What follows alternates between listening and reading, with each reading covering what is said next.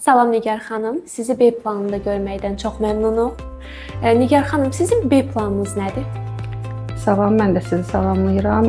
Mənim üçün B planı C planından öncə gələn plandır. Hər bir şəxsin və ümumiyyətlə iş həyatında hər kəsin məncə bir B planı olmalıdır. Hazırda fəaliyyət göstərdiyiniz hazırlıq mərkəzində əsasən hansı yaş qrupu ilə işləyirsiniz və bu yaş qrupunun əsas ehtiyaclarını necə müəyyənləşdirirsiniz? Demək, mənim YÖS klubu Türkiyədə təhsil mərkəzim var. Mərkəzin təsisçisi və direktoruyam.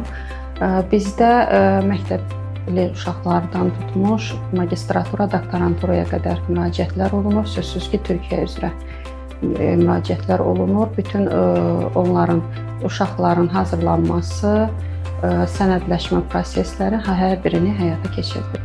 Sizcə Azərbaycan təhsil sistemi ilə Türkiyə təhsil sistemi arasında şagird yönümlülüyü baxımından əsas fərqlər hansılardır? Mən sizə bir şey demək istəyirəm. Türkiyə təhsil sistemində belə bir nüans var. Onlar hər kəsə, yəni təbii ki, xaricdən gələn tələbələri nəzərdə tuturam, hər kəsə təhsil almaq hüququ verirlər. Yəni hətta görürük ki, yaşamımızda attestatla təhsil alanlar, onlar şərait yaradırlar ki, attestatla da belə olsa, hər kəs təhsil ala bilsin.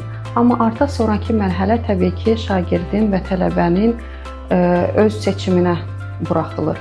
Təbii ki, təhsilini doğru istiqamətdə alacaqsa, özünü gelişdirəcəksə, inkişaf eləyəcəksə, sona qədər təhsilini alıb diplomunu ala biləcək.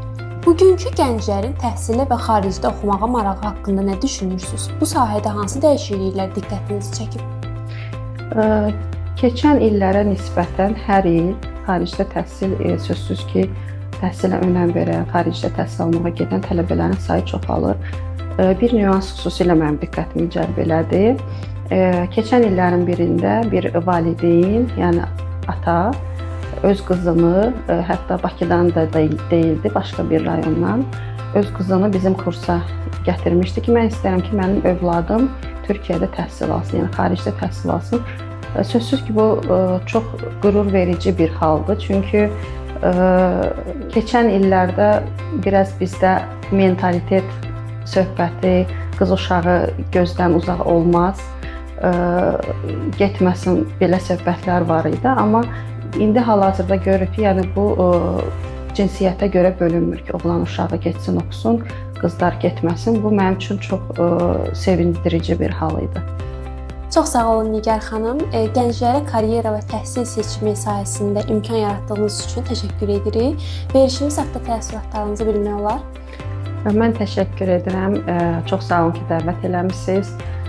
Əslində belə deyim, bizim zamanımızda sadəcə valideynlər bizə karyera seçimində deyim, ixtisas seçimində deyim, yardımcı olurdu. Amma artıq bu seçimlər çoxdur və mənə elə gəlir ki, bu daha yaxşı bir versiyadır ki, gənclər öz yollarını özləri çizə bilsin. Verilişiniz üçün, bir daha dəvətiniz üçün təşəkkür edirəm. Çox səmimi bir ortamdır. Uğurlar arzulayıram.